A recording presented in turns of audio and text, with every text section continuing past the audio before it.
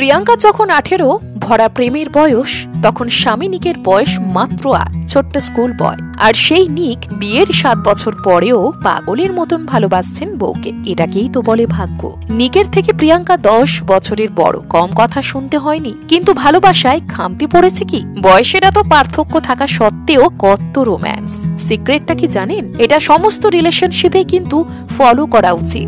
2000 সালে miss world প্রতিযোগিতায় যখন প্রিয়াঙ্কা জিতলেন, সেই মুহূর্তের সাক্ষী ছিল নিকের পরিবার। 7 বছর বয়স থেকেই প্রিয়াঙ্কার প্রতি নিকের ভালো লাগা শুরু। প্রিয়াঙ্কাকে টিভির পর্দাতে দেখেই মন দিয়েছিলেন নিক। সেটা বিয়ের প্রায় 20 বছর আগের ঘটনা।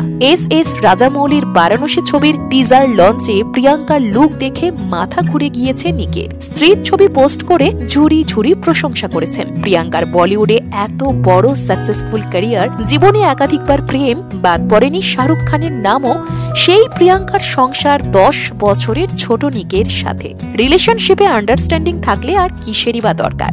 সত্যি সুন্দর সম্পর্কের জন্য একটা ভাগ্য লাগে।